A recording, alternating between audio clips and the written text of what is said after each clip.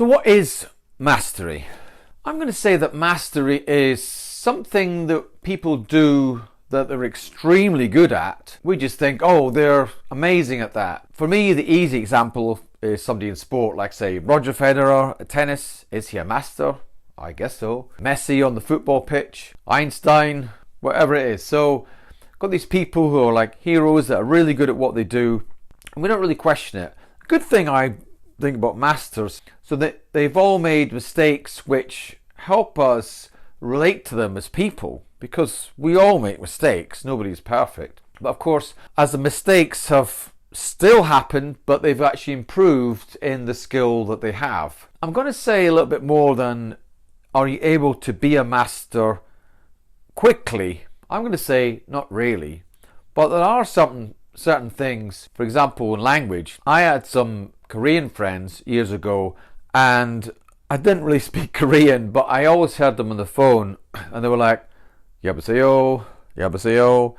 And so sometimes I'd call them up and I'd be like, "여보세요."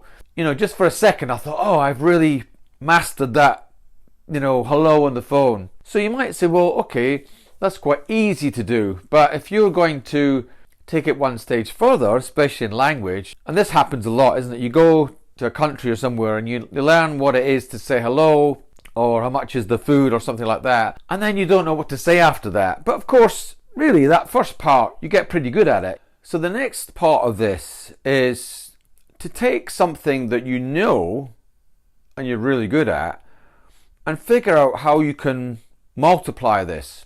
For example, if we take a word like mattress, I'm not sure why I chose mattress, but mattress is a word which I don't use very much. In fact, I probably only use it when I'm going to buy a mattress or a bed, or help somebody else who's trying to buy a mattress or a bed.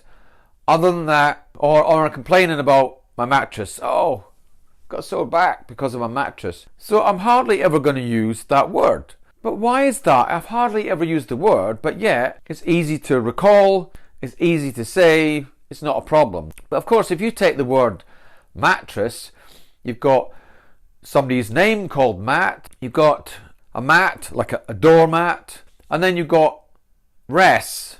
Well, you could have rest, as in rest, you could have dress, and so you get a few words coming out of just one word, using parts of the word all the time.